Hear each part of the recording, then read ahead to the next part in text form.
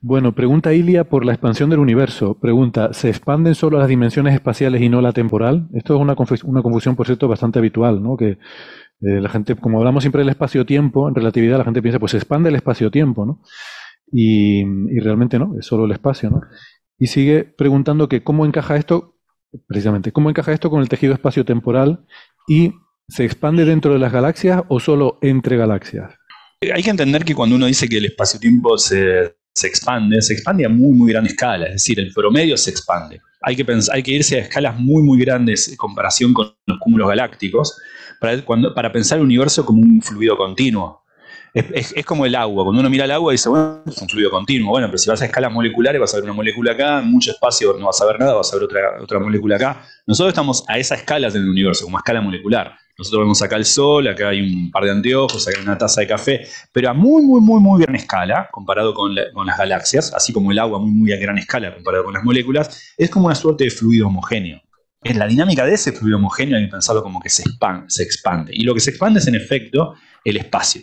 Ahora, el espacio-tiempo es lo que está curvado, pero el espacio es el que se expande. Y se expande en todas regiones, es el espacio per se el que se expande.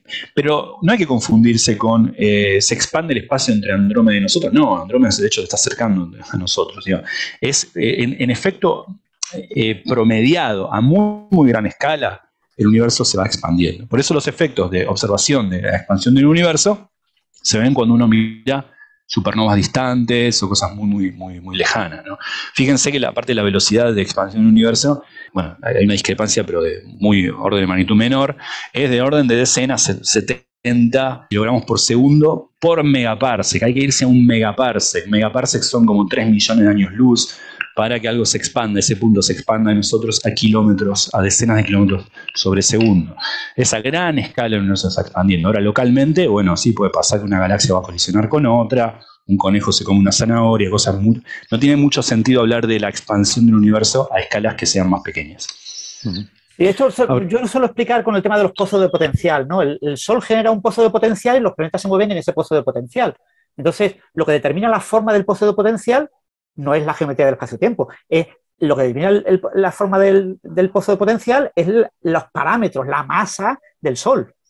Entonces, lo mismo pasa con las galaxias. Las galaxias definen pozo de potencial, en los cúmulos galácticos, lo que domina es la gravedad de todas las masas que se encuentran en ese cúmulo. Entonces, eso genera unos pozos de potenciales. Entonces, el espacio-tiempo, el espacio, aunque se expanda, y tú dices, bueno, pues si se expande a cierto ritmo, a la escala de cúmulos galácticos se expandirá también un poquito, muy poquito, pero se expandirá. Pero no se nota, no afecta a los objetos que se encuentran en el espacio, porque ellos están controlados por un pozo de potencial que viene determinado por las masas de cada uno de los objetos. Y esas masas no cambian con la expansión.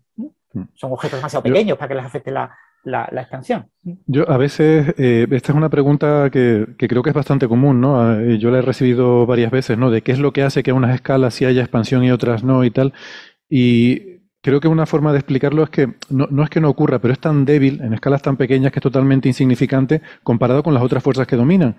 Y pongo el ejemplo, suponte mi brazo. Imagínate que la expansión cosmológica fuera, yo qué sé, que no es esto, pero que en un minuto mi brazo se hace 1 milímetro más grande. No es infinitamente más débil, pero suponte que fuera eso. Pues suponte que algo tira de mi brazo 1 milímetro, pero inmediatamente, aunque lo estire por la propia elasticidad del brazo, rápidamente vuelve a adoptar su forma, ¿no? Si yo te cojo y te tiro del dedo de un lado y te lo hago 1 milímetro más grande, cuando suelte vuelve otra vez, porque las fuerzas de cohesión, que son mucho más fuertes, vuelven a recuperar la forma original de toda esa estructura del brazo y demás. Bueno, pues esto es infinitamente más débil que todo eso. Pero ese sería un poco el efecto. O sea, aunque hubiera una micro expansión, rápidamente las otras fuerzas son tan infinitamente más intensas que se produce una recuperación de ese, vamos, que no se nota. O sea, que realmente para que se note tiene que ser el efecto acumulado en escalas intergalácticas y además no cualquier galaxia, tienen que ser muy, muy lejanas, no como Andrómeda Sí. y la Vía Láctea, por A ejemplo. nivel observacional creo que no lo podemos ver por debajo de la escala de los supercúmulos, ¿no? Que ya incluso en la Eneakea, el gran supercúmulo en el que se encuentra nuestro grupo local y nuestra galaxia, es prácticamente imposible ver el efecto de la expansión cósmica. Ese es un Estamos hablando de un objeto muy grande, pero ese es un excelente ejemplo. Ese es un excelente ejemplo. De hecho, nos estamos acercando a cosas de esas escalas, ¿no? Exacto.